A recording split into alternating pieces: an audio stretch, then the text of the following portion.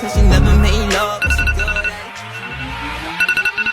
Wake up, wake up, wake up! Yeah, you guys really are like the hip-hop early morning, late night talk show. Breakfast Club is the most powerful, popular urban radio show in America. Made it! Live from the Black Mothership in New York City, it's DJ Envy and Charlamagne the God. It's different, you know what I'm saying? Like, y'all know what y'all talking about. Thank you, y'all. Be blessed, I love y'all. Collectively known as Breakfast Club, bitches! I'm always nervous when I do the Breakfast Club because sometimes you say stuff and it's just gonna get you in trouble. Everybody wake up! Ray! Yo, Charlamagne, Envy, what up? Are we live? This is your time to get it off your chest. I got an indoor pool, an outdoor pool. We want to hear from you on the Breakfast Club. We can get on the phone right now. He'll tell you what it is. We live? Hello, who's this? Hello? Yo, what up, DJ Envy, Charlamagne the God, and the beautiful lady that y'all got up there. My name is Ayana from San Antonio, Countdown City in Texas. What up, Ayana? Get it off your chest. First of all, I want to say thank you for giving us knowledge for investing, and Uncle Charlotte for all the information he gives me on mental health, because that's put me in a good position that I'm in now. That's great. What I want to get off my chest is I'm tired of this job. I'm a truck driver, and I'm tired of this job because I've been working for like a year trying to get my raise. I finally get my raise, and then they cut my hours. Damn. So I'm like out here struggling, but we gonna make it work. All right, you in that truck now, brother? Nah, I'm not in the truck right now. I actually just got off, but I wish I was so I could blow the horn for you, you know what I mean? There you go.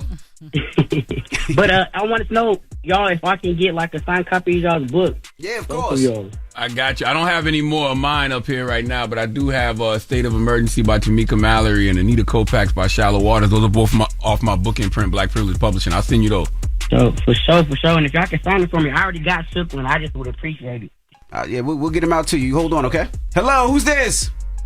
This is Kayla from Atlanta. Hey, Kayla from the ATL. Get it off your chest, mama. This one is for Charlamagne.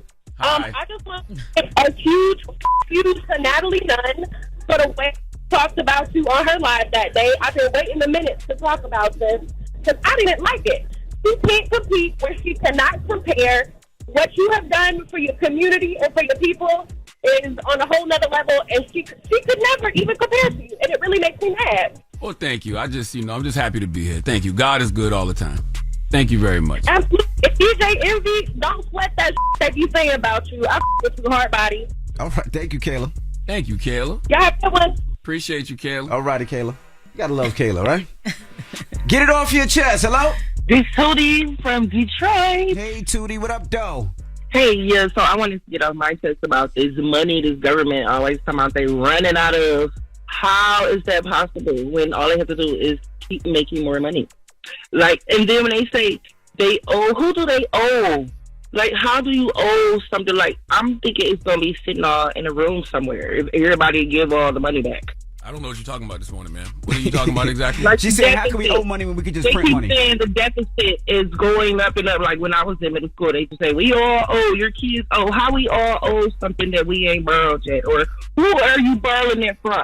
Oh, you mean like America's in debt? The U.S. owes yes. money? Like who is they borrowing this money from? I have no idea. That's not my lane. I don't know what you're talking. I don't know. I know the U.S. I know the U.S. government spends more money than it generates, so that's why the national debt. That's why the national debt keeps rising. Yes, that's what I mean. How to the national debt? So who we supposed to pay all this money back to? Like, let's say everybody paid all the money back. Where the money gonna be at? Where's the money gonna be at? Yeah, in a bank, in a room, or where it's gonna be at? Who gives permission to, like, how they get... Oh, yeah, and another thing, this is what I really wanted to say about the Constitution. I think the U.S. Treasury Department. Rewritten. Why don't you Google I think the Constitution needs 55 new people to write it over. I agree with that. That I agree with. Yes, and that was back in 17, whatever time. It's like, it's new people and new colors of people we need. 55, now how can we get a petition going on to do that? Now, I definitely agree with that. I definitely think the Constitution needs to be updated tremendously. Get it off your chest. 800-585-1051. If you need to vent, phone lines are wide open. It's The Breakfast Club. Good morning. The Breakfast Club. It's a new day. This is your time to get it off your chest. Wake up. Whether you're mad or blessed. It's time to get up and get something. Call up now. 800-585-1051. We want to hear from you on The Breakfast Club. Hello, who's this? This Too Tall from Detroit. Too Tall How from tall Detroit. are you, Too Tall? Yes, sir. What's going on, Charlotte? What's going on, DJ M? What's your actual height, Too Tall? Yeah, how tall are you? Man, I'm 6'8", man. You know what I'm saying? So we standing tall around this spot. Okay, 6'8". And you can't play no basketball, huh? Man, sure, I played when I was younger, man, but everybody asked me why you don't play basketball. I'm like, man, I'm getting rich some other way. I don't got to run up the court. Nah, you just tell them the truth. I'm trash. I'm tall and trash on the basketball court. It's okay. Yeah, for sure, man. But y'all want to get off my chest, man. I don't know what the world coming to, man. Messing with Cash Money, Drake, and Birdman, and all that, Drewski, and especially BG, man. BG a legend. If people talking about you looking zesty and stuff, I don't know what the world coming to, man. They better leave Cash Money Records over there alone, man, for them boys get on that New Orleans, Magnolia, Third World type stuff. You know what I mean? Well, Drewski's playing, bro. Those are skits and sketches. He's a comedian. Man, you think Birdman taking it like that? Cause Birdman, Yes. he ain't playing. Man, Birdman is in on the joke. Yes, Birdman is in on the joke. Everybody forget when Birdman and Drewski did that Instagram live together. Birdman is clearly in on the joke, bro. Ah, man, all right, that went over my head. Well, then BG then, man. What's up that you talk about my man BG, man? He a gangster, man, a living legend. They better put some respect on his name, man. When you say they, you do realize you're just talking about a bunch of random commenters on the internet, right? Man, but some comments on the internet, the online stuff, people taking it around with it, man. And you know what I'm saying? BG just come out, he got kids and family and all that stuff online, talking about he's zesty. Man, he's a gangster, man. And I don't know what these young people... Bro, you gotta stop looking into these Instagram commenters, bro. I cannot wait until y'all just put the phones down and stop worrying about what a bunch of strangers who don't know y'all say about y'all. I'm sure BG don't care about people with no face talking about him. That man just came home. He's just happy to be home. He's celebrating with his family. He about to get in the studio, get to some more music. I don't think he cares. Salute to BG. Fact. And one more thing. Hey, Charlotte, have you ever made up with Lil Mama, man, for calling her and you for the struggle face? Jesus Christ. Man, y'all, listen, Lil Mama has been on Breakfast Club like 5 times since then. That's 13 years ago, man. Like, literally. All right, man. Yes. That's good, brother. That's good, man. Man, it's a pleasure being on here with y'all. It's hard to get through to y'all, man. Y'all need some more lines or something, man. Damn. It's hard, bro. But thank you for calling and checking in, All brother. right, brother. All right, have a good one, man. Y'all have a blessed day. You know what? There's two things that people always say. They be like, yo, what's up with Charlamagne and Little Mama? And I'm like, Little Mama's been on the show several times after that. People always say, what's up with you and DJ Drama? I'm like, Drama's been on the show many times after that. But you know why, though? Because the way the internet moves, it's like, even though that happened 13 years ago, if you never saw it, say you just saw it yesterday, it's new to you. You know what I mean? You don't realize that was 13 years ago. Yeah. Like the internet has these little moments in time where these frozen moments. These moments are suspended in time. Right. And so to us, we know the context. It was 13 years ago, but somebody might just see it and be like, "Oh, that happened yesterday." Right. You know, that's it. I get it. Get it off your chest. 800-585-1051. If you need to vent, phone lines are wide open. It's The Breakfast Club. Good morning. The Breakfast Club. Everybody, it's DJ NV, Charlamagne the Guy. We are The Breakfast Club. We got a special guest in the building. Yes, indeed. The brother Black Thought. Welcome back. Yeah, man. Thank you. How you feeling? Black Thought. I'm great. I feel great this morning, man. You put out a amazing book. Thank you, brother. Called The Upcycled Self. The Upcycled Self. Upcycled Self. Yeah, yes, sir. What does that title mean? Essentially, it's about putting those parts of ourselves, of our past, you know what I'm saying, that are no longer going to serve us or no longer going to serve us in the same way to a different use, you know what I'm saying, to a better use, right? So that's what it's about, really. It's a self-help memoir of sorts. Yeah, the art of becoming who we are. I always wonder, why does it take us so long to discover who we actually are? I mean, it's a process. You know what I mean? It's valleys and peaks, and I think it's you arrive at an understanding of who you are, over time. So it's really no shortcut. You know what I'm saying? It's a lot of people that think you can go from A to Z, but you got to go B, C, D, E, F, G first. You know That's what right. I mean? Yeah. And it teaches you too that everything is parallel. Like there's really nothing behind you. Absolutely. You know what I mean? Yeah. And this book is about that too. It's about, accepting the present, you know what I mean, and just, you know, living, being more intentional about your presence. So yeah, that's where I'm at with it. Did you get a chance to deal with all the trauma before you put it in this book, or was it some of it was releasing that trauma by writing this book? Yeah, a lot of the trauma, you know, it was addressed during the process, you know, and that's what made it, you know, just like this was my therapy. It was really, you know, a cathartic sort of experience, and more so than I'd expected. I mean, you know your history, right? Right up. But when it's laid out there, you know what I mean, when you have it on the cue cards, and you know what I mean, and you're reading it, you know, in a linear sort of way. I mean, it just hits different, man. It hits differently. And there was something that my co-author Jasmine Martin was able to employ, like a tool she was able to use during this process that it really hit me hard when I was reading one of the final drafts of the book.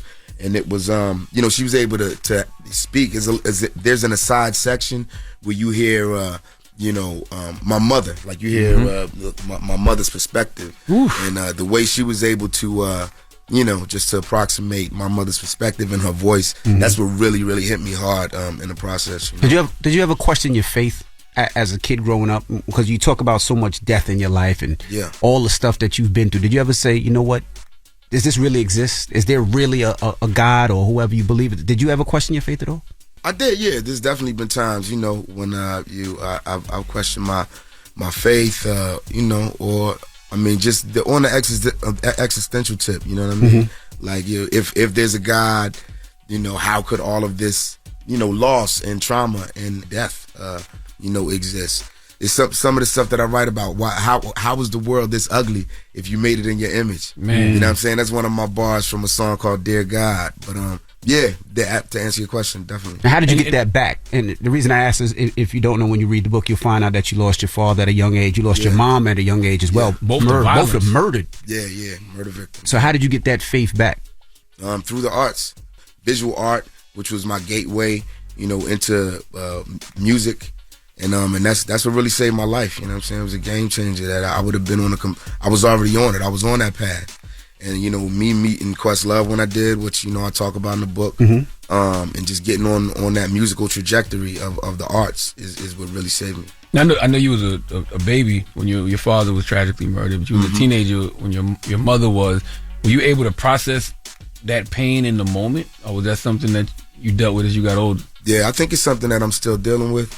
I definitely was not able to process it in the moment. You know, no matter how hard I tried, right? You know, I wanted to feel all the emotion that you would expect one to feel when you experience that sort of loss. But I mean, for me, it was I mean, it took forever before I was even able to shed a tear about, you know, my mother's murder. You know, and I think it's just because it was so many layers of callous and scar tissue to sort of work through. And that's what this book is about. It's about that armor that, you know, at one point in time it might serve as a defense mechanism. It might, you know, protect you. But as we move through life and you get into different spaces, you start to interact with different people, and you know, you in these different dynamics, they no longer serve us in the same way. What about vengeance and revenge? Like, how do you ultimately let that go? I mean, it did you. Yeah. I mean, I definitely feel like I have. It's that was just a wise move. I think I definitely came to understand as a young person when I was still a teenager that you know, holding on to negative energy in that way, you know, it's as detrimental to, you know, the beholder as it is to whoever you're trying to project it upon. So yeah, I've never really sat with you know, the whole vengeance in that way. You know what I mean? As far like in my dad's case, it was never a solved murder.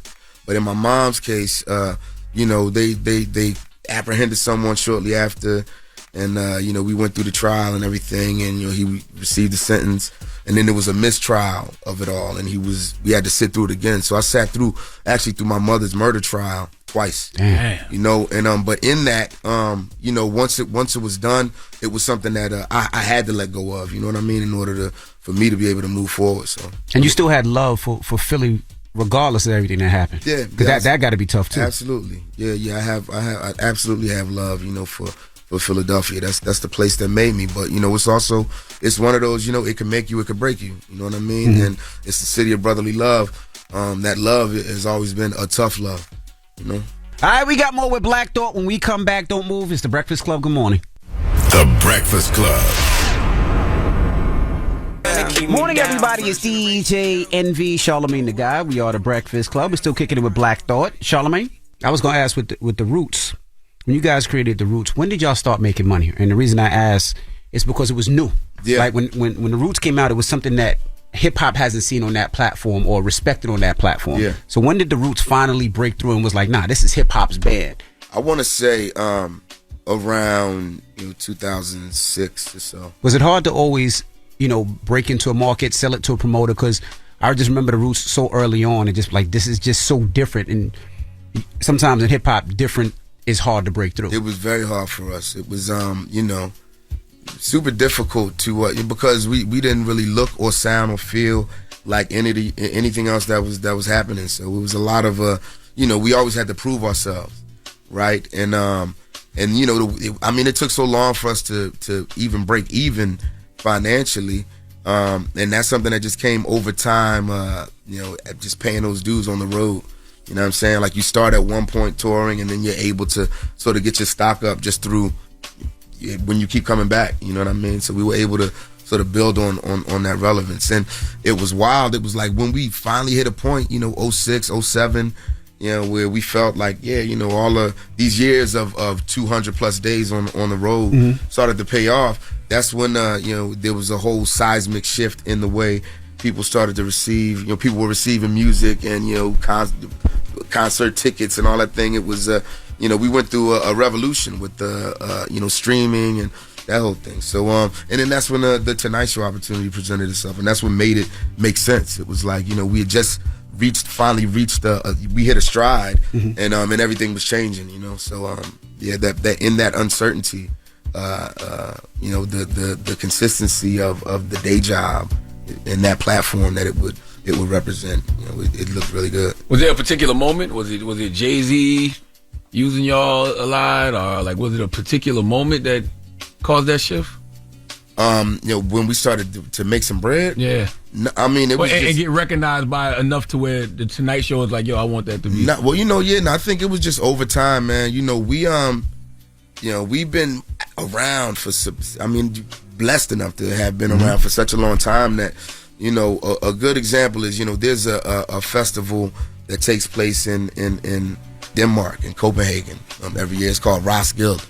And, we started playing at Roskilde before we were even, allowed on the actual festival grounds. Like we were, 2 tents, out on the main strip, right? And, we worked our way up from, the outskirts to the tent, right on the borderline to, third and fourth stages, until we came back and we were able to headline, it was the Roots and Bruce Springsteen co-headlining. That's dope.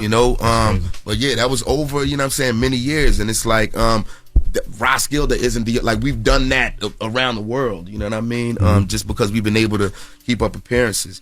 So, I guess we just paid our dues, Yeah, and then once we got, we got into late night and we started doing that thing, it definitely represented a change in our career where we haven't been able to tour in that same way. So, everything that we had done up until that point, it's just been a blessing. And this is the sort of thing where we probably had taken it for granted and thought we'd be able to do it forever, but, here we are. And now, it's just more of a blessing and just a greater opportunity when we do get to go out and still touch the fans in that way. Now, when you decided to write about the altercation you had with Questlove, back in the 90s, did you have to ask him if you could speak on that? No, I didn't have to ask him because he written about it in one of his books before. Gotcha. And it's the sort of thing that that's my brother, so I know if it's good or not. And also it's like, to me, those are the best relationships. Oh yeah. If you can fight and then get over it. Yeah. Hey man. Yeah, that's absolutely. Family. And it really takes. It takes love for somebody to get you that upset, right? You know what I mean? Only my loved ones have ever really been able to get me that riled up, right? So there's something in that. But we were all kids at that point. Yeah. You know, now I'm an adult, so I would have dealt with that situation in a completely different way. How long did y'all not speak? I mean, we lived together. Maybe we didn't speak for the train ride home, but it's like, you know, once we got back to the flat, had to talk. we had to talk. Right. There's no escaping. And how was that? That had to be uncomfortable, awkward. Or was one like, bro? Yeah, it was definitely, you know, it was awkward. It was uncomfortable. You know, it's the sort of thing that I would laugh about, you know, almost most immediately. Like, that's just where I come from. And the name Black Thought. Yeah. Where exactly did that derive from? It derived from you know, my time as a visual artist, and you know, just dealing with paints and you know, just the color palette. I realized that, you know, so much more went into you know, arriving at the color black. You know what I mean? Than one would think. There's so many different nuances and colors, other colors that go into, you know, arriving at the color black. So that's sort of what it began as.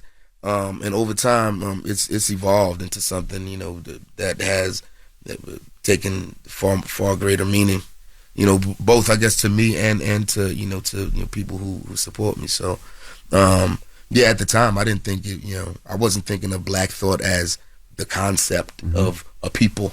You know what I'm saying? But that's sort of what it's come to mean. Absolutely. Yeah. Well, man, Black Thought's book, man. That's right. The Upcycled Self. The Upcycled Self. Yes. We appreciate you for joining us. And what do you want people to get out of this book? If they can get one thing out of it, what do you want them to get out of this book?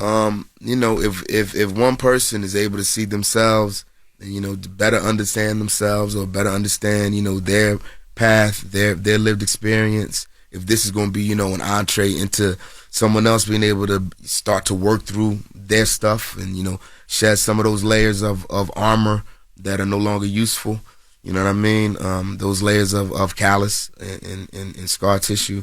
Then then it's a win. And I've already, you know, experienced that. You know, I've already had some of those conversations. So I feel this book has already been helpful. All right. And y'all didn't get nominated for a Grammy this year, did you? I did. I got nominated for a Grammy a couple of days ago. Yeah. Congratulations. Black Thought.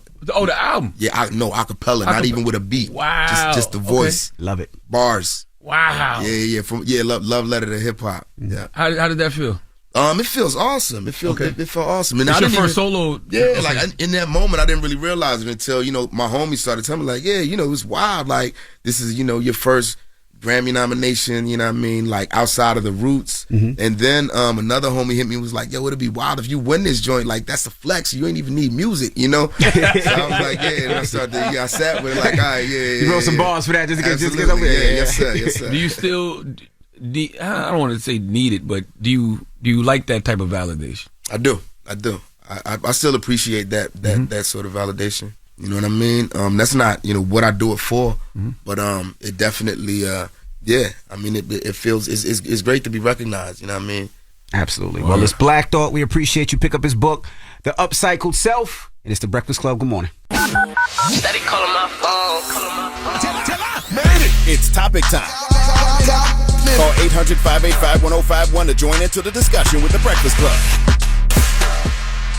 Morning, everybody. It's DJ Envy, Charlamagne the Guy. We are the Breakfast Club. Now, if you're just joining us, we're talking about a situation that comes out of Blueface and Krishan's relationship.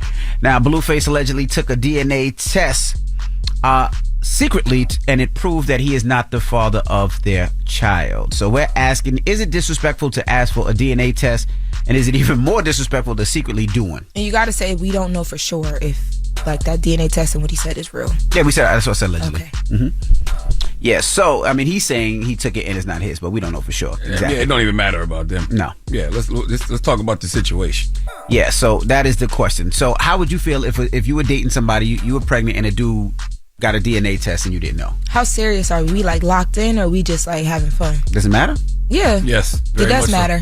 If we just having fun and, like, we are honest about the fact that we're dating other people and that happened, I would have to respect it. I would want you to be able to just know me and trust me, but I would have to respect it because we are obviously dealing with other people.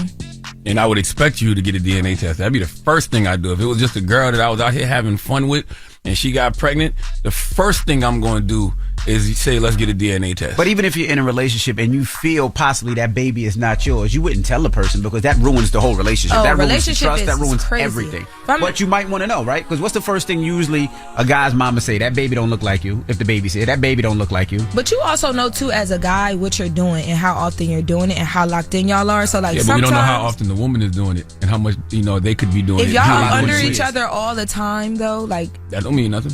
Really? No. Women are like cats. Men are like dogs.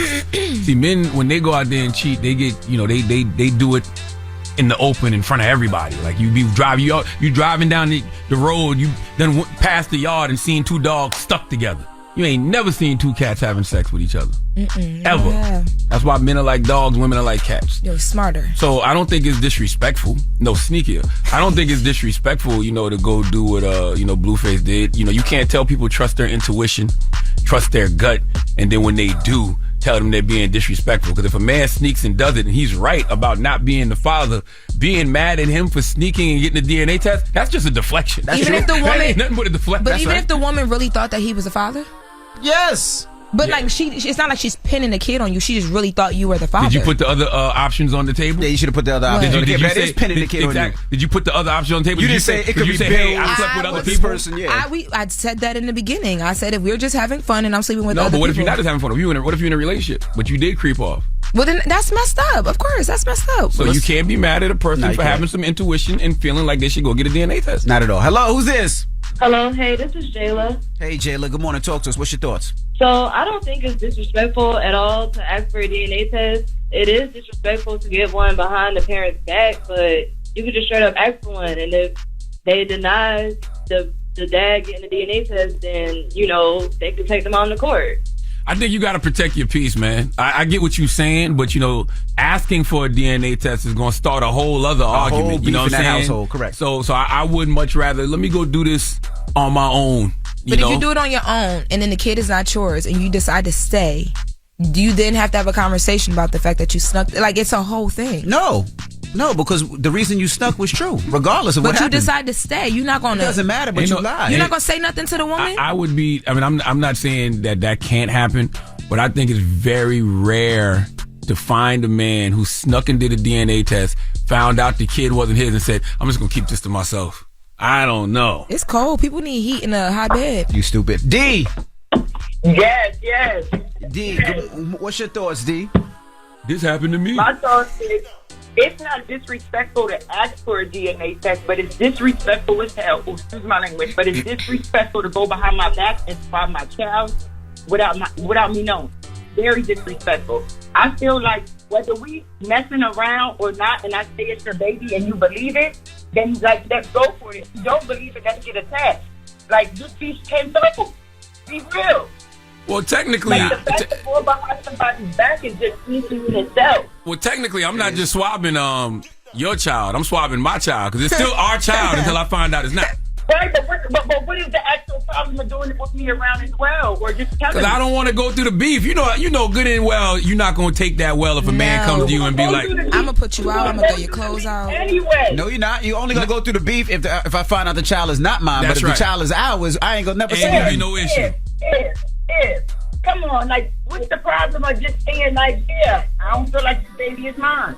You know what the problem is. He looking a little like that other. He looked like the other. That's the problem.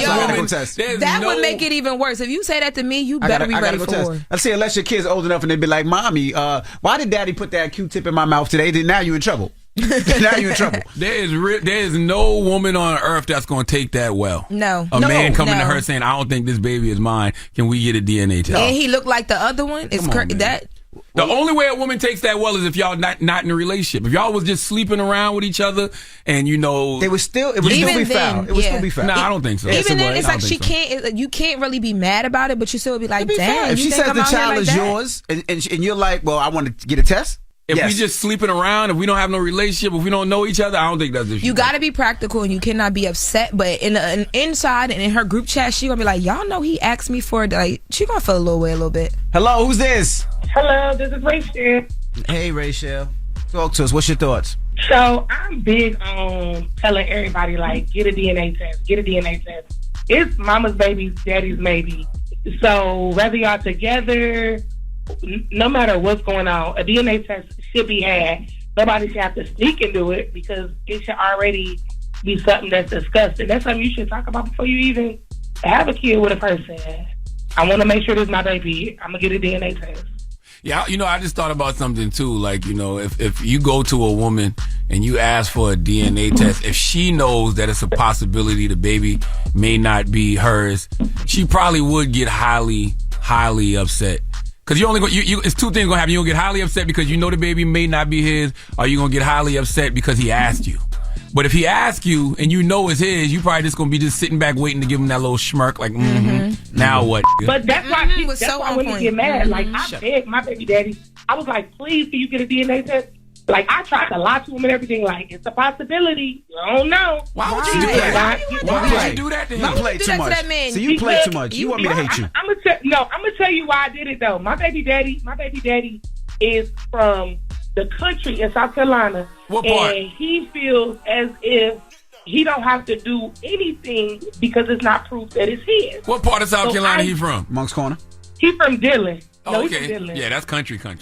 So he feel like he don't got to do nothing without proof. So when I was putting him on child support, I'm like, just get a DNA test. Just get one. And child support, they ask you, like, do you want to get one? He would not get one. And he finally confessed, like, I already knew it was mine. I ain't had no doubt about it. I'm like, you still should have got one just for your security. Like, that black and white paper would have made you feel a whole lot better. That's right. Well, thank you, Mama. But he would not get one. Well, but I feel like everybody should get one. I got 5 brothers. I be telling my brothers all the time. You don't know what these women do? That's right. Even married people, y'all think should do this as well too? No, not married people. If you just in a relationship with somebody and y'all not committed, or if y'all just sleeping around, yeah. I want that peace in my life. I don't want to have to go through this. By the way, I think any time you have any intuition, any inkling that it may not be yours, get a DNA test. I agree. Hello? You got that feeling for a reason. Hello, who's this? Yo, what's up? Gerard. Hey, what's up, Gerard? Talk to us, brother. Man, I used to work with a guy, right? Mm-hmm. He found out his daughter wasn't here when he was like, where you going? She looked up and said, I'm going to see my daddy. Ooh. And he was like, what? So you have to get a DNA test. I heard in Memphis, she's on a mandatory DNA test. Once the woman have the baby, they're going to have a DNA test. What that is? Are not. Listen. Goodbye, sir. Goodbye. What the hell was that? I don't know. Jesus Christ. What's the moral of the story? The moral of the story is what I said earlier. If you have any, inkling or, your instincts is telling you, it may not be yours, what's wrong with getting a DNA test? Moral can also be just pull out. What are you talking about? Don't get pregnant by somebody that's going to have to question you. You will get pregnant soon if you go in with the pull out method. What?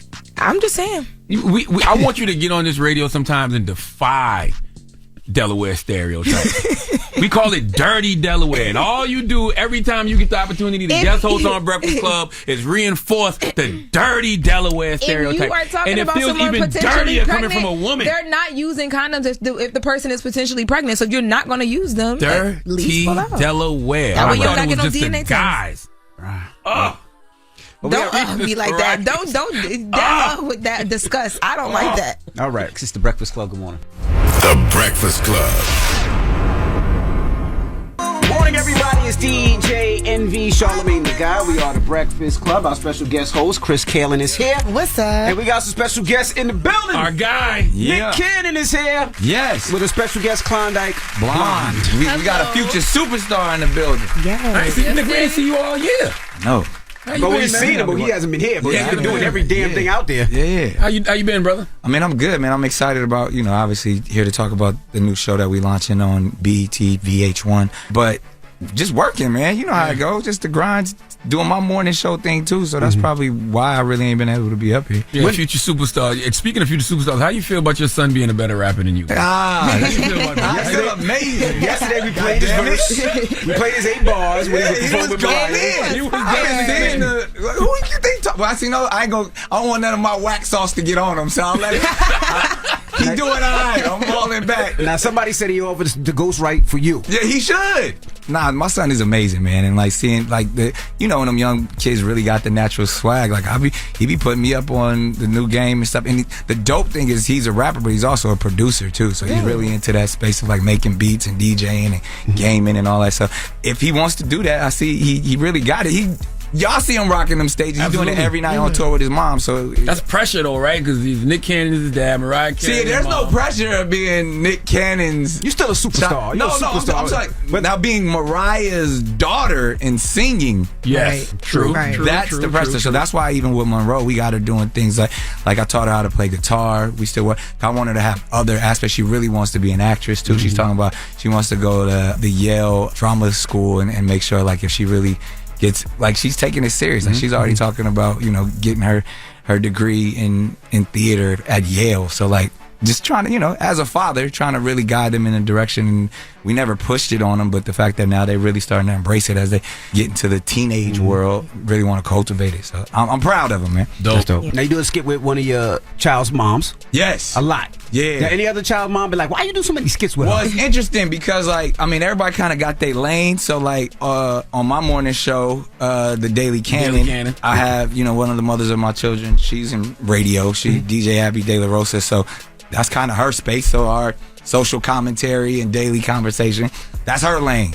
Bree is on Selling Sunset and like kind of like a social media guru and stuff. So that's her lane. So and everybody even behind the scenes, like some of them have like foundations and we do a lot of philanthropic work. You'll see that. Some are literally like doctors and writing op-eds and thesis. So you'll be able, like the people that specifically the mothers of my children that I have in my life, I try to cultivate whatever it is that they're into, and even kind of goes all the way back to the business of like future superstars. Like I feel like I'm in that season, I'm in my era of just helping others and kind of amplifying whatever it is that they got going. And sometimes it just happen to be my baby mama. Yeah, that's always been your thing though. Nah, I mean, you too, man. You don't get enough credit for all that you do, helping people and putting them on and allowing them to shine. So I feel like we're kind of those guys that get to say, all right, if we see something in somebody, we can kind of put the mechanisms around them to allow them to do their thing. All praises to God. There it is. Now, Klondike Blonde, how are you, man? I'm doing great. How are you? I'm blessed, black, and highly favored. Now, where did the concept for future superstars come from, Nick? And why Klondike Blonde? Why her specifically? I mean, if you, I'm the GOAT. She's the GOAT. Okay. Her vibe is punk rock rap. Like, and if you saw her episode that actually just aired, this week, is really these people have compelling stories. If we remember what VH1 was always about, was like we saw the behind the music, and it was really like telling the story. Sometimes, it was a retrospective story, but now it's like these are the origin stories. So this is like before the music. This is in her journey, man. I mean, everything that she's gone through in life, from, there's a lot of tragedy. There's a lot of things where her music helps with her anxiety, and to be able to kind of create your own genre. We went on this tour, and I just wanted to highlight and tell the stories of these people that are just more than musicians, because we don't have that no more. We don't have, other than platforms like y'all have, but we came up with VH1 Behind the Music and 106 in Park and all that. So I feel like we can now still be those curators to help this next generation, because I just got frustrated as somebody who has a label and has artists, and like, yo, what happened to that promo run? What happened to putting people on the road, coming into radio stations, playing their song, meeting PDs and shaking hands, kissing babies, all of that type of stuff? And we did that. I started the tour with Live Nation, and then I put the cameras on it, and now we got a tour, a TV show. They on the cover of Vibe magazine. It's like, so now it's like, this is like that starter kit of like, all right, the way XXL has the freshman cover, but now we got the cover of the magazine, we got the tour, we got the TV show. So if you see one of these acts, they literally gonna become, the next superstar. What you just said is why I feel like it's hard to build superstars nowadays. One, everything is so microwavable. You know what I mean? Everybody want it now, and then when they don't want it no more, they on to the next thing. Right. But if you know someone's story, if you know what she went through, if you know, her relationship, with her family and the things that, how close she is with, her brother was one of her biggest fans and had a tragic accident, and now she's doing it for her brother. If you know that the songs that, why she has all the tattoos is connected to growing up in a trap house and her mom and dad being teenagers. Like, when you know that about somebody, when you hear their music, you're like, okay, I'm connected now. And I feel like this generation of kids, they're figuring it out through their phones and social media, but it's never amplified. You never get to see it at a level to where, you know, hopefully we doing with future superstars. So, like, what you being from Raleigh, North Carolina, the South, how did you get discovered? Because it seems like no one really looks for us down South. Exactly. Especially in the Carolinas. Right. Right. So the thing is, I did move to Cali when I was 12. Okay. So, but this was in the Bay Area. Even in the Bay Area, I couldn't really, like, get my name out there like I wanted to. Mm-hmm. So as soon as I turned 18, I moved to Atlanta. Because I knew, like, growing up, I knew that was the spot, like, to be, like, to get discovered and to pop off your career. So that's really how I got discovered in Atlanta. What about the name Klondike Blonde? Honestly, it came out of my ass one day. I was really high. What? Yeah. Came out your ass one day? Too much ice cream? Too many Klondike bars? Yeah, right? Like, what happened? Out of nowhere. Like, I had just cut my hair and bleached it blonde. And I was about to upload my first song. I'm looking in the mirror high as hell, and I'm like, I'm not finna upload this song under my government name. Mm-hmm. Right? So I don't know, it just came to me. I was like, Klondike Blonde, this is it. So I uploaded this song, I put the name as Klondike Blonde, and it just stuck. Where did you find it, though, Nick? I mean, well, honestly, it's you know, she's kind of truncating her story a little bit, but she was on the grind for a minute and actually had a song that went super viral. A lot of people heard it. Her Drip record went crazy, like 20, 30 million streams. And I heard, like, my kids was singing it off of TikTok, and I'm like, one of them annoying ass songs. Like, I'm back on my drip. Annoying. I mean, damn. I didn't know about, like, I seen my kids singing it, like, what is this damn song? And they're like, and you got to make sure it's not something inappropriate. Yeah. And it's like, oh, this joint is crazy. And then through our connection, you know, through Frisco Chuck and the Bay and everything, they who runs Incredible Music was like, yo, this is that record. And then we met her, and knowing that she was already moving, as I was like, yo, she's a superstar. Like, when she walked in the room, like, all right, that's a star right there. And then from there, I was putting together the Future Superstar tour, and we were like, yo, we could probably make this work. And you know me, I'm always thinking TV shows, movies, products, and all that. And she embodied everything that we was trying to put together with that young energy. The fact that she already had something that was popping, and really just wanted to cultivate, like, yo, when you see somebody, I was like, all right, we're going to tweak it like this. We're going to take all that viral sensation and put something on it. And I was like, yo, she's a rock star. So we've been going with this punk rock rap movement that she created. Do you feel like you had your I made it moment yet? I feel like I accomplished everything I said I was going to do as a kid, but being here and seeing that, like, I accomplished those things, I still see that I have way further to go. So I don't think in my head that, like, I'm exactly where I need to be. But you're definitely on the right track, though. But I'm on the right track. Yeah, you definitely. We almost there. Yeah, for sure. All right, we got more with Nick Cannon and Klondike Blonde. When we come back, it's the Breakfast Club. Good morning. All right, welcome back. Morning, everybody. It's DJ NV, Charlamagne the Guy. We are the Breakfast Club. We're still kicking it with Nick Cannon and Klondike Blonde. Now, we taped this interview yesterday, so Chris Kalin was here. Charlamagne? Why did you just focus on music, though, with Future Superstars, Nick? I think that's just the first show that I rolled out. Okay. You're going to see a lot more stuff. I mean, obviously in the space of, you know, comedy is where, you know, we get off really well. And, you know, platforms like Wildin' Out has birthed so many stars. So I have that place where I can implement social media stars and even comedians and actors, because Wildin' Out is going to continue to go and do what it needs to do. So I feel like I have that lane. And again, part of the music thing for me was people didn't know that there's a lot of people like, Nick Cannon does music? And then so the fact is, like, see this motherfucker over here. When even just the word music, like, before I was rapper, right now music. Now like this music is something at every project. All of my successful projects, Charlamagne, have music in them, and I'm a music. You did do a good gospel song with Kim Burrell. No, it was not Kiki Shear. Kiki Shear. I'm sorry. You don't even know because I was lying. I lied. I just was like, you know what? I'm not gonna do them like that. And I'm not even talking about being a artist. That's what I get for lying. So, like, Masked Singer, America's Got Talent. Yeah, absolutely. All music-based stuff. Wildin' Out. And I gotta say this all the time. I make all the music on Wildin' Out, but it's just like people they see the aspect of like drumline, like everything that I do has a musical vibration to it. It's just that, you know, for whatever reason, because of motherfuckers like this, the narrative is that I haven't been successful. It has nothing to do with me, Nick. You're the culprit. No, it's you. By the way, I only say rap. I don't they just said music. You see how the comedian will manipulate? I'll take the rap. Plays the clip back. Like, but now it's like now I'm not successful in music. Like, Well, people don't know those things though. But that's the whole purpose of Future Superstar in itself. Like, we joke and we friends and shit like that, but it really is educating people to the space of like, yo, I've been a music executive for over 20 years. But do you think you overworking? We know you had health issues before. Yeah. But it don't seem like you slowed down. It seemed like that made you work harder. It gave me more. I mean, the clock started ticking faster. Like, it gave me like, yo, I really had to get serious in that sense of like, yo, all right, it's bandwidth more than anything. It's like, all right, I got a lot to do. You know, God ain't done with me. He's blessed me with the opportunity to have gone through some real shit. And now it's like, all right, now let's get your health together. Let's lock in and really focus and make the most of your time. So every day that I wake up healthy and don't hurt, it's like, I got to get to it. Like, that's the blessing in itself. So did you really think like the end was near? Hell yeah. Especially like during that time, it got dark, like during like, 2012 to even like 2016, because I didn't know and I couldn't get this shit right. So every time I got one thing right, like I get a blood clot here or a pulmonary embolism, I couldn't, like my lungs, like, so once I got to this space of like, all right, I figured out how to stay healthy and how to stay alive, then it's like, that's the constant reminder of like, you got to do something with this. You got to turn your pain into purpose. And for me, that became helping others. Like, and you go through this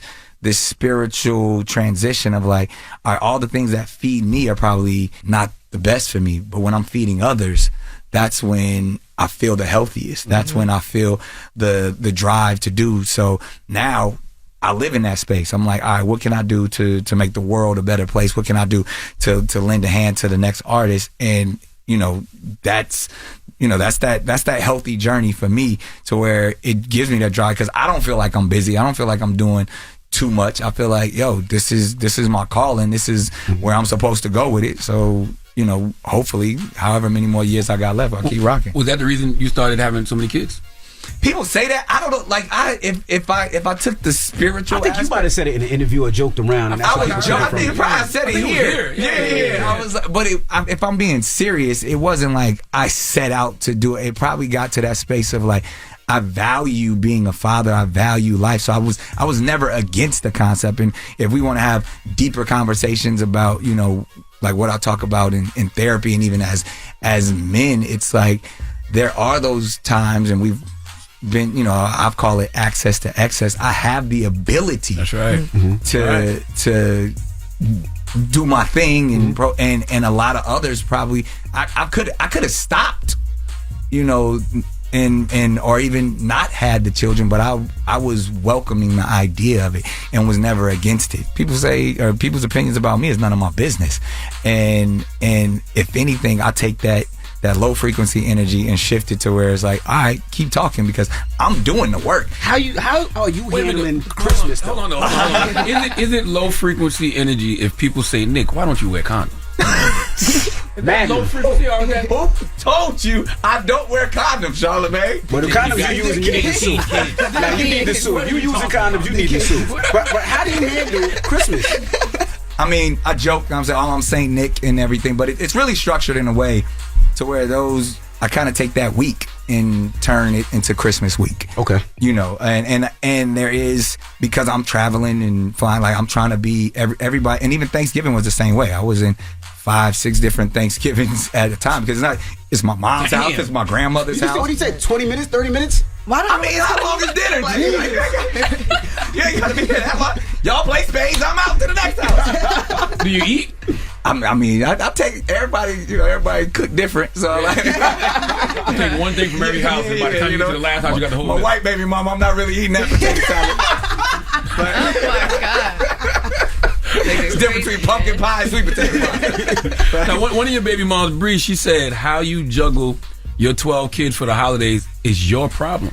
And I don't see it as a problem. I think she was saying like it is, but I don't involve her. Like, but I feel like the baby mom's got to make it easy for you too, right? They do, and that's what like I said. I give them credit to where like even in the process of like they say this is what we want, and it's everything from Christmas pictures to sled riding, the pictures with Santa or experiences. Like I make sure that every kid who wants to do something, or we have certain things set up, we make time to go do it. So I'm all over the damn place, but it's fun. I mean, y'all see my IG, you see me like we fucking having a ball. Like, you know how much money I spend at Disneyland a year? We can imagine. I got 6, so I kind of know what. No, the crazy thing is because I used to host Christmas morning at Disneyland. Right. And so I used to get that Disney bag. Like, it was like, and there were perks. So all of that stuff was free. It's no longer free, huh? It's no longer free. And I only had 2 kids then. So, like, to be 12, so, and every birthday, Chris, like, I'm literally at Disneyland at least once a month. And to move around Disney, like, I'm probably spending $200,000 a year at Disney. Sheesh. At Disneyland. Yeah, because you got to pay for the chaperone. You got all of that. Well, first of all, Disneyland is expensive up top. Like, if you're trying to stay in the hotel, and now it's not how it used to be. Like, you got to make reservations and stuff like so. I'm spending $200,000 a year at Disneyland. They need to give you like a membership or something. I used to be an employee. That's what I'm saying. Like, I'm like, Mickey, can you hook me up? Like, can I get my job back? That's what job I need back. But does any woman that you had a child with, did they feel like they were gonna stop you from doing it and you were gonna be the one? Did y'all ever have that conversation? Ask them. I mean, the women in my life are so amazing. They are elevated in the sense that they never tried to change me. They knew what it was, and it wasn't like it was just a process, because all of them started off as true companions.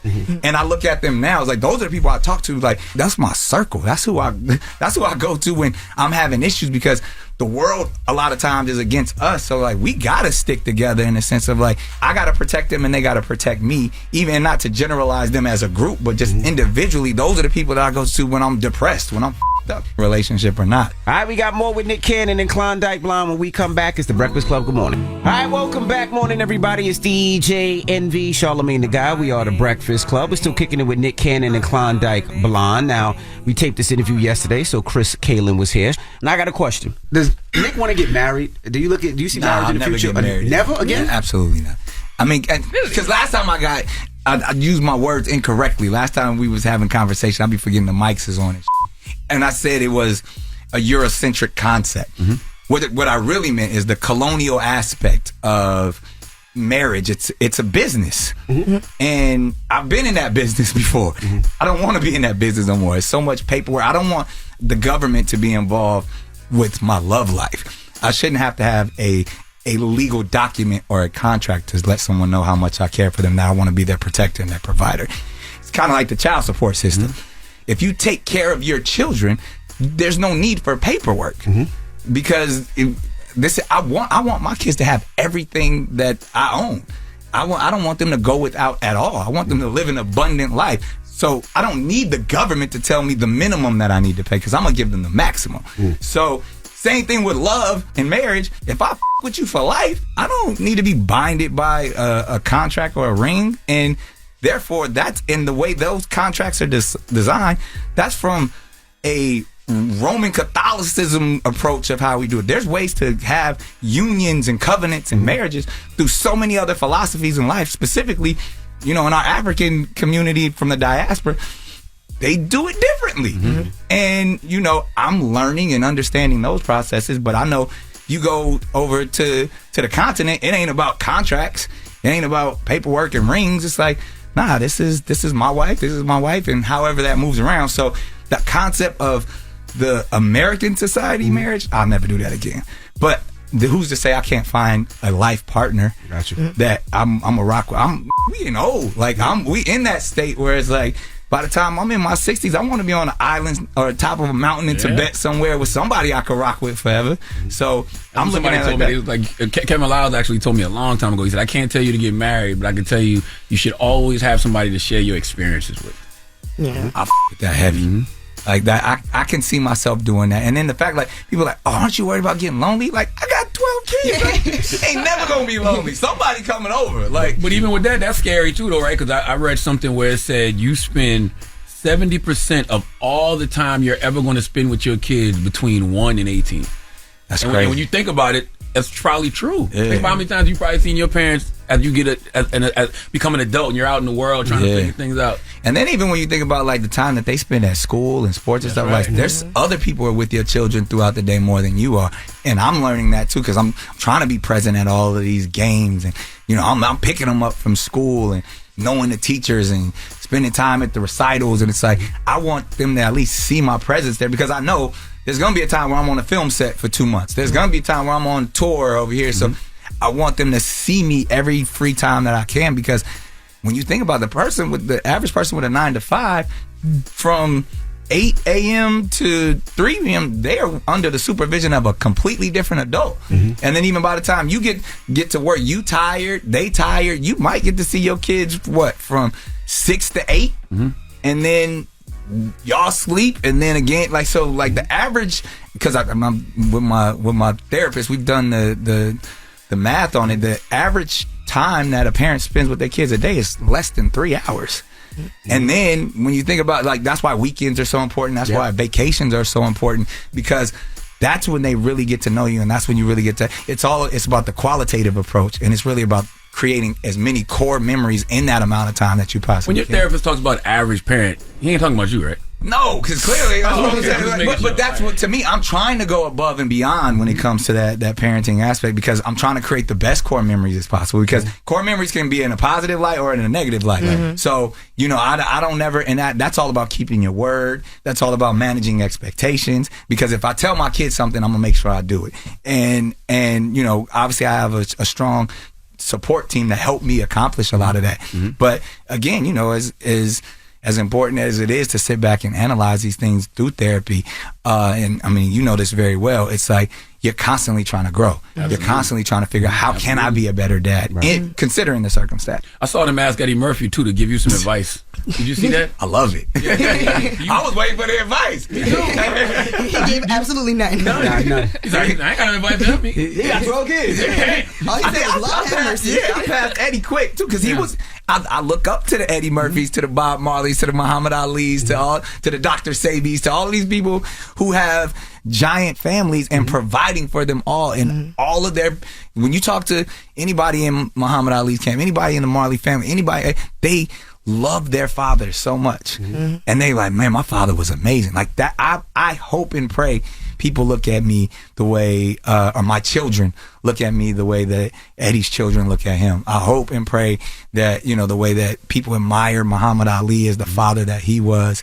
Like, that's hopefully, 10, 15 years from now, my children are saying those type of things about me. Yeah. Well, we appreciate you for joining us, Nick Cannon and Klondike Blonde. What can we expect from Klondike Blonde next, though? Like, what was it? Is it a project dropping? Like, what is it?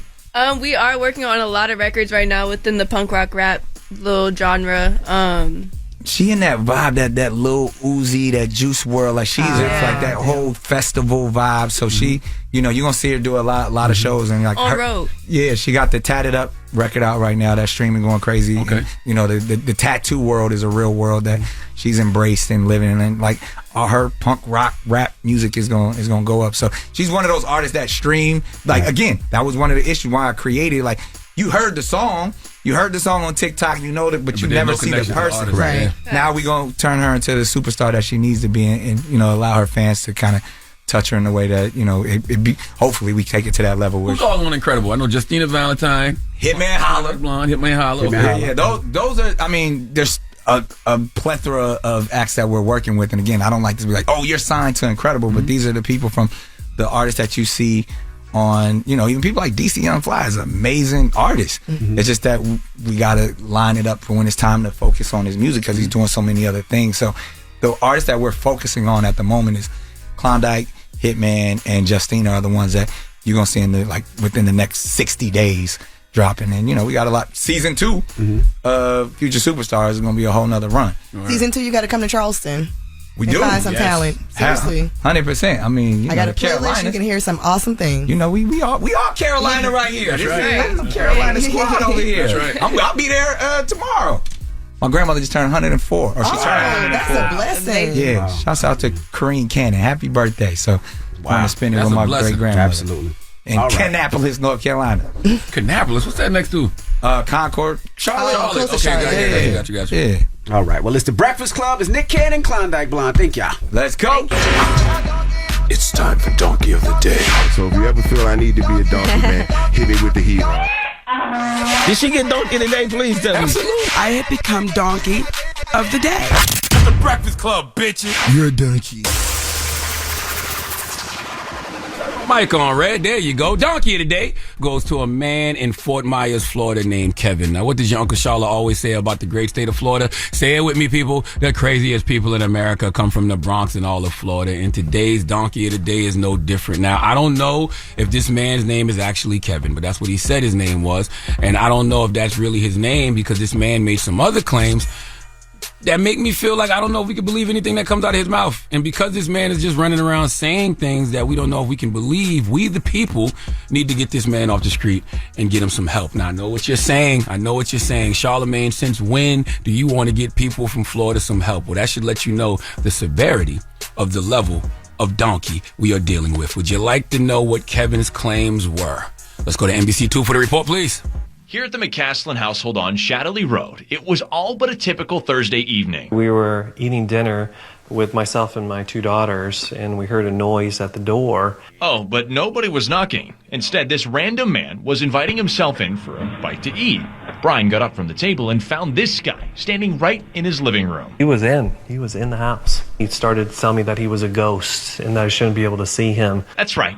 This guy thought he was a ghost. He was shocked that I could see him. Thought he was walking around and that nobody could see him. Brian is barely able to believe what he's seeing. I could tell his behavior was not normal. Who knows what this person might do, if they had a chance to think. After causing this scene inside, this guy who claims his name is Kevin came running outside to where a crew was cutting down a tree.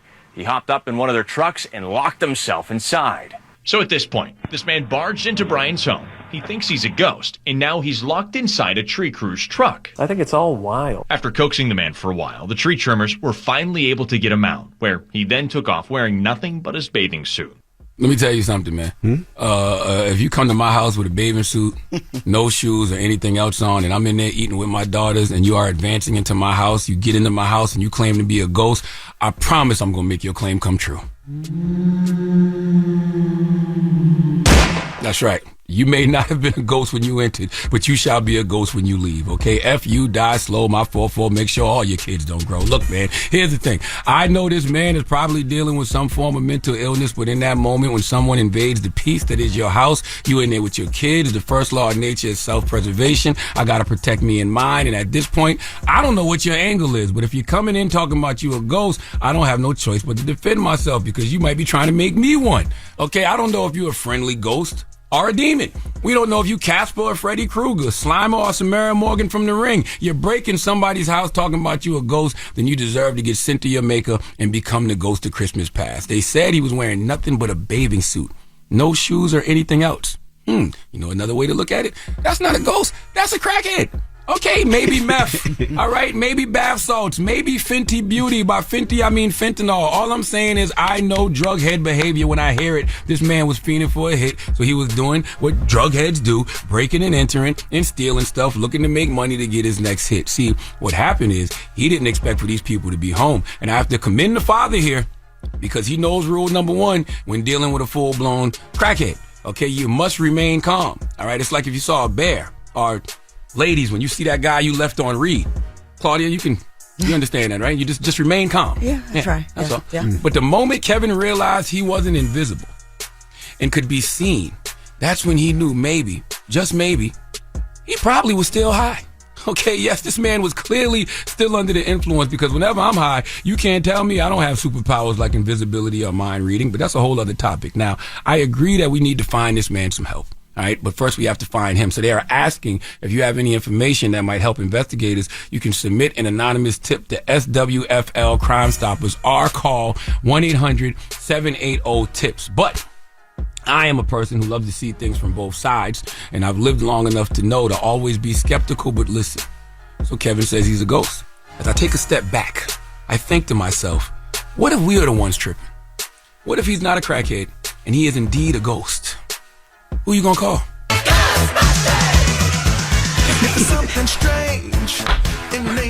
That's all I'm saying. Who you gonna call? That's right. Maybe he identifies as a ghost. Maybe he identifies as a ghost. That is factual. But who are we to say? That's right. You know what?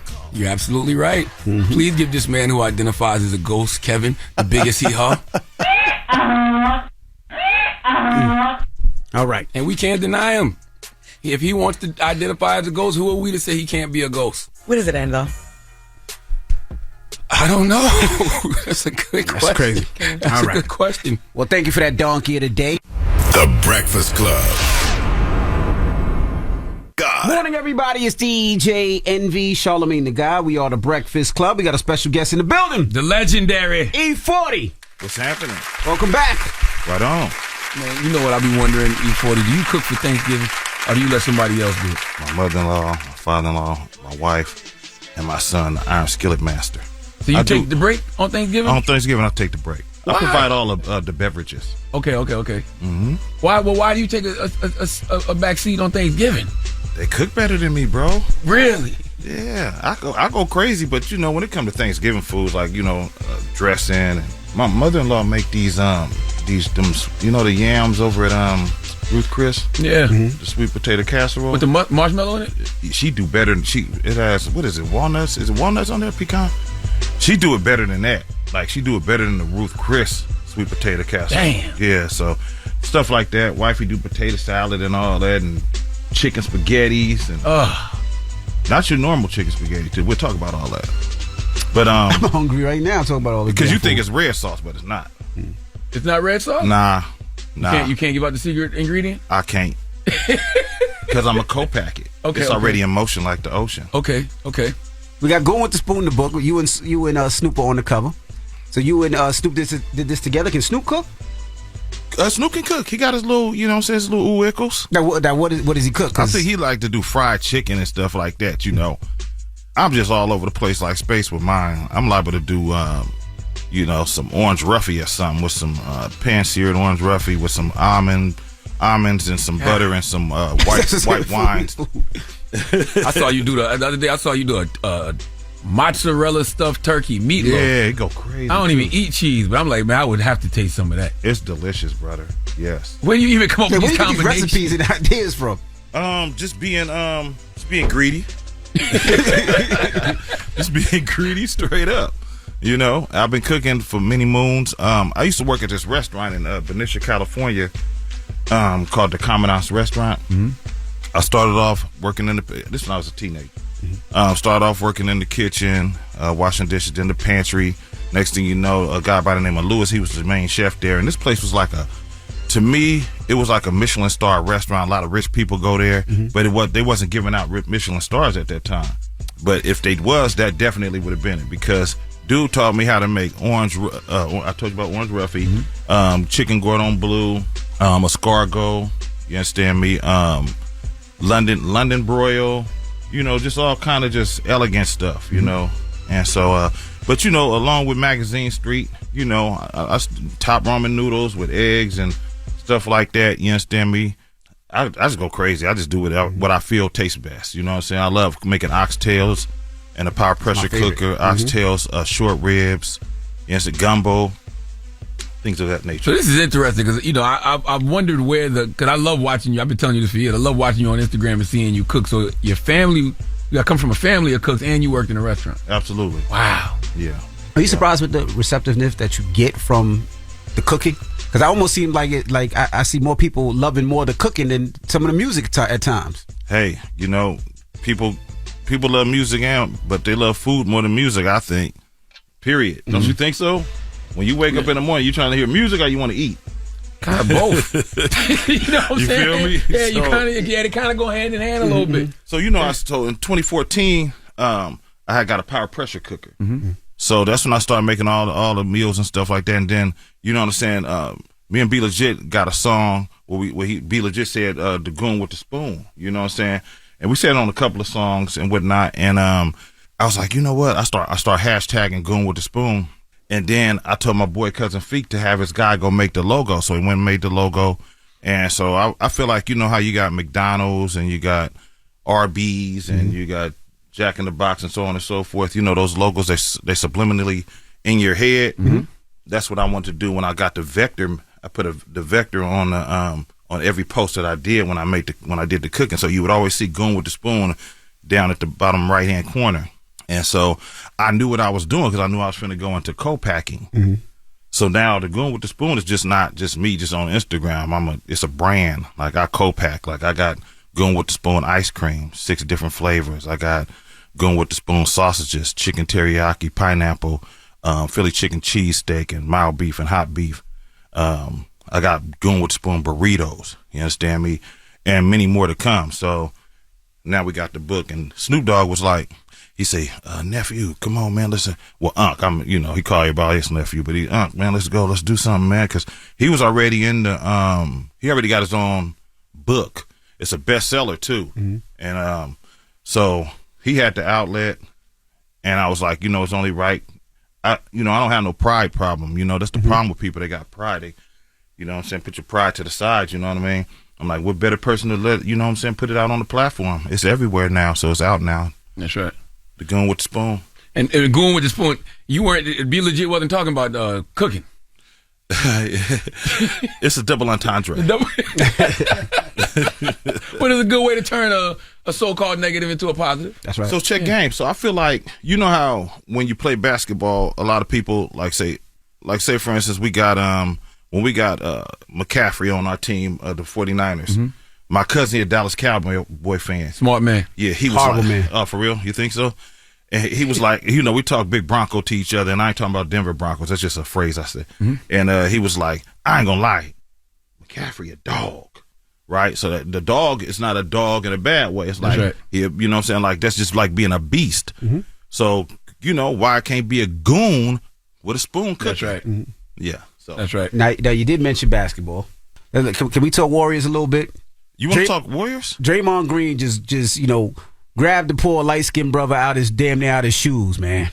What you want me to say? What you want? You talking to me? I'm not finna go against Draymond. First and foremost, he's sharper than a porcupine spine. That's right. And he observes everything. And most of the time when he say rewind the tape, yes, sir. When they call some bad stuff on him, he right most of the time. So I'm just rocking with Draymond because when he react on something, I'll take his opinion. I know. I'm rocking with Draymond. Most of the time, he's real. He's holding down his team, and he should. That is my favorite NBA player. And let nobody do nothing to none of his team. No, that's right, especially Clay and Steph. Absolutely. And you don't win championships without a Draymond Green type player. A tough player, yeah. Absolutely. Protected. Because was Rodman was a fool with it, huh? Was he? Rodman was a fool with it. He was a fool with it. Rodman, Charles Oakley, yeah, they was with it. You need enforcers. The Pistons back they were fools with it. Absolutely. Now there was an incident that happened in Sacramento when you were out at the playoff game. What happened during that time? Man, I was just being me, man. I was just sitting courtside like I always do. I just so happened to go to Sacramento. I just did a successful bottle signing at Total Wine with all my liquor brands. Line was wrapped around the building. I know Sacramento loved me dearly. And just a heckler in the background and, just was drunk or whatever.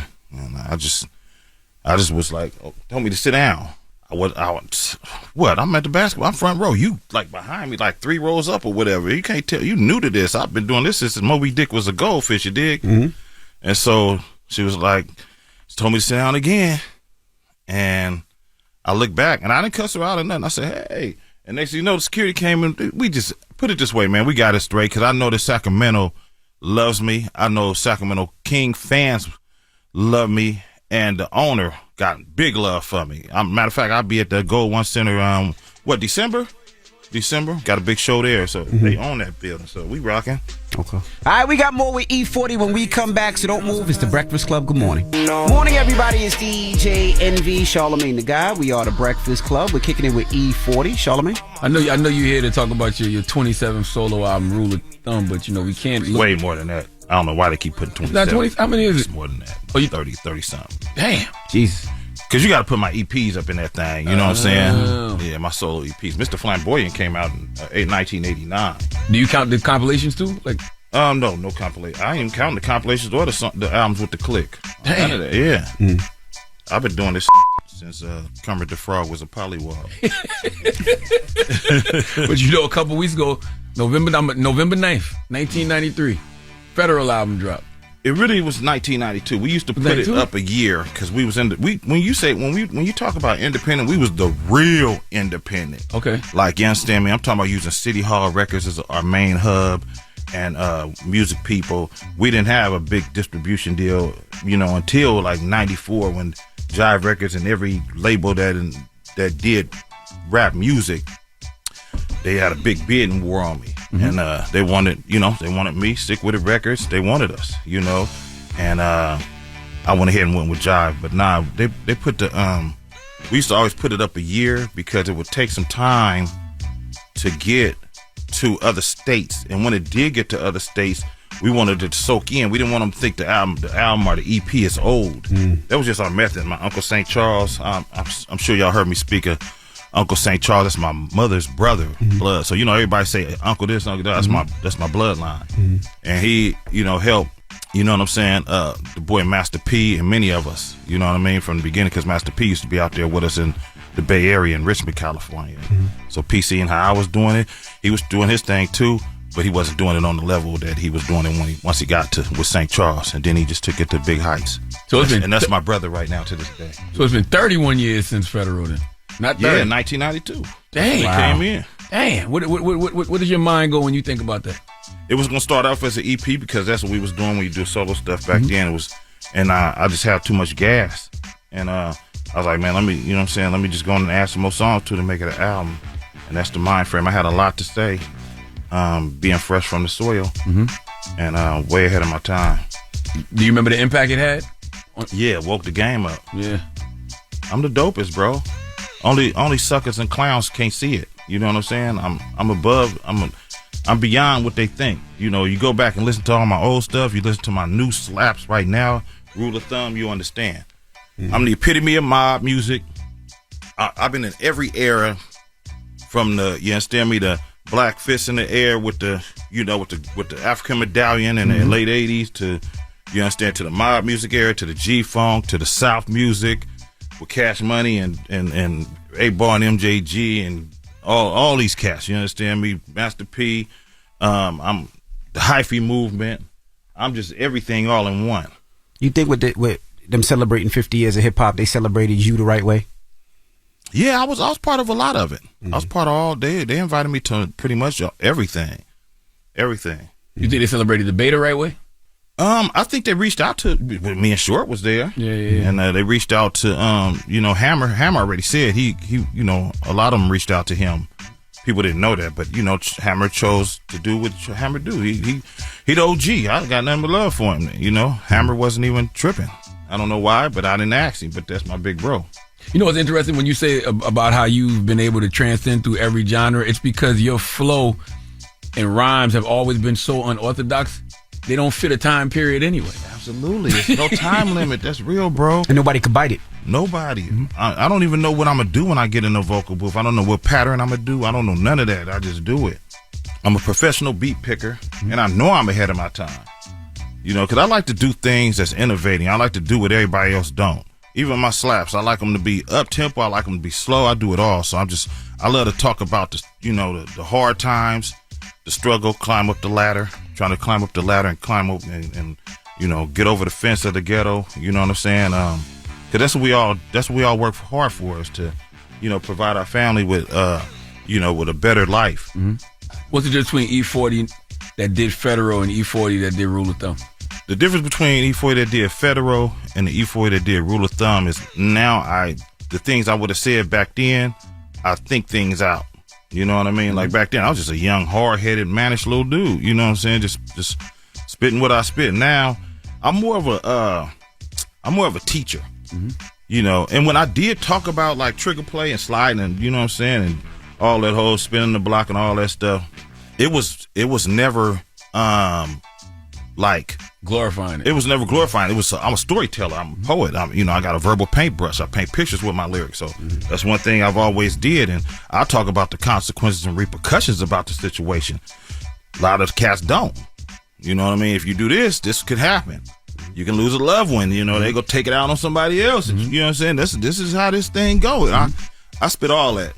We had Coco Jones up here one time, and she was talking about one of the first times she ran into you. You remember? I saw Busta Rhymes. Oh no! So I go up to him and I was like, "Oh my gosh! Like you had just seen my cover, my freestyle of your thingamabob on Wildin' Out." And he was like, "Yeah." Busta Rhymes wasn't at the Rock Nation. Listen. I was like, "Remember?" I was like, "Cause I'm feeling like I'm running and I'm feeling like I gotta get away, you know." And he was like, "That's good, shawty. That's good." I was like, "All right." I walk away and I'm talking to my manager. I said, Busta Rhymes, who was that? He doesn't have dreads anymore. My manager goes, girl, that's E40. No. I was like, oh no.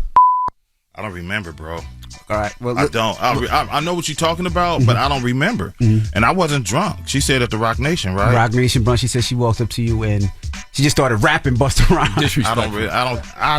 Because I seen her saying something about she said, I said shorty. Was it shorty?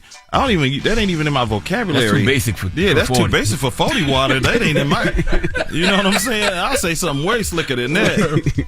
So maybe she was just, I don't know. Maybe she thought I was somebody else. I don't know. Because me and Busta, we rap different. We two of the most creative rappers on earth, and maybe she thought that or something. But we don't look alike or nothing. But that's my guy. But I don't recall that. But hey, it is what it is. It's, everybody don't know me because I've been around, like I say, ever since Yogi Bear was a teddy bear. The late '80s. You feel me? And so maybe she didn't know me really. I don't get offended. It's gravity. Now I gotta ask these one-liners that you have, 40. Do you write them down? Because you have a one-liner for everything. I swear, you must. If you had to count how many one-liners you do, it has to be thousands a day. I just got memory like a spelling bee. See?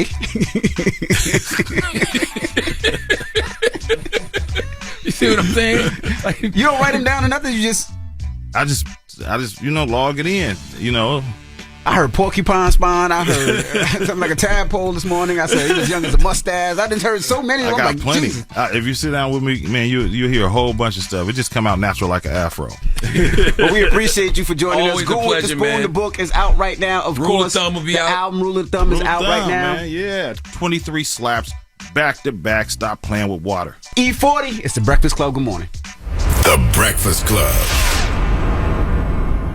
Morning, everybody. It's DJ NV, Charlamagne the Guy. We are the Breakfast Club. Now, Charlamagne, you got a positive note? Positive note is simply this, man. Be careful what you wish for others, because it just might get to you, all right? To wish bad things for somebody else is actually like looking for something bad to happen to you, because when you wish bad karma on somebody else, you bring bad karma on yourself, okay? You are consuming and bringing in negative vibes into your life. Instead, be the person you wish they were. Be the person who brings only positive thoughts and good vibes into their own life, because being negative yourself will only bring negative into your life. Don't poison yourself hoping somebody else will die, all right? Breakfast Club, bitches! Y'all finished or y'all done?